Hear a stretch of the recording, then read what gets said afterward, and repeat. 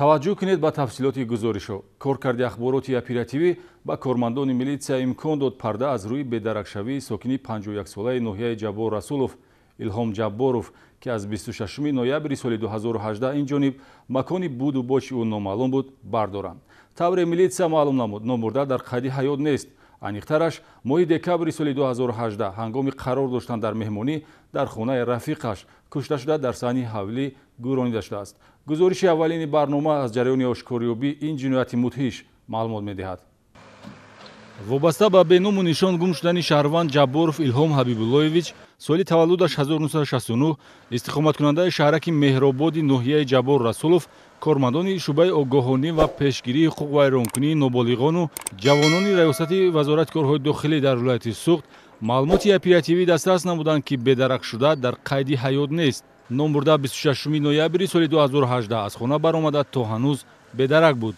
тавре милитсия маълум намуд, Илҳом Ҷабборов моҳи декабри соли 2018 ҳангоми қарор доштан дар меҳмонӣ дар хонаи рафиқаш Султонов Алиҷон Ҷумабоевич, соли таваллудаш 1971, истиқоматкунандаи ноҳияи Ҷаббор Расулов, шаҳраки Меҳробод, кӯчаи Темурмалик, хонаи рақами 1 кушта шуда дар саҳни ҳавлӣ гӯронида шудааст. даст доштани соҳибхона Алиҷон Султонов ва ҳамзисти ӯ Ҷураева Наталия Сергеевна, соли таваллудаш 1982, ки ҳарду айни ҳол дар қайди ҳаёт нестанд, дар куштори бераҳмона баъди дарёфти ҷасад тасдиқ ёфт. иштирокчиёни ҳодиса ба ҳам муносибати дӯстона доштанд.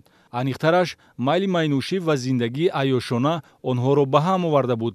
рӯзи ҳодиса низ якҷо нӯшокии спиртӣ истеъмол мекунанд ва соҳибхонаро аз мастии зиёд хоб мебарад. ҳақиқат доштани масъалаи рӯсӣ шароб гуноҳро тавлид мекунад, дар ҳодисаи мазкур воқеияти худро нишон дод.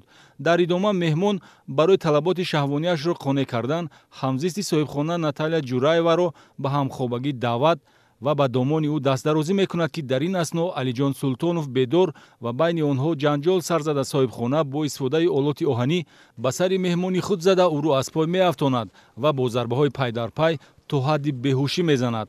баъдан зану шавҳар ҷисми аз ҳаракат мондаи Илҳом Ҷабборовро ба чуқурии ҳоҷатхонаи аз истифода монда партофта болои онро бо хок мепӯшонанд. айни ҳол гумонбарони ҷиноят дар қайди ҳаёт нестанд.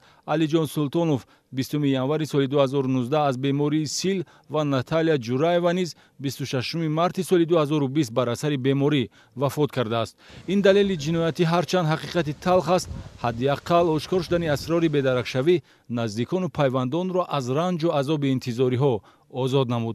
Миннатдор ҳастем, чунки хотири мо ҷамъ шуд.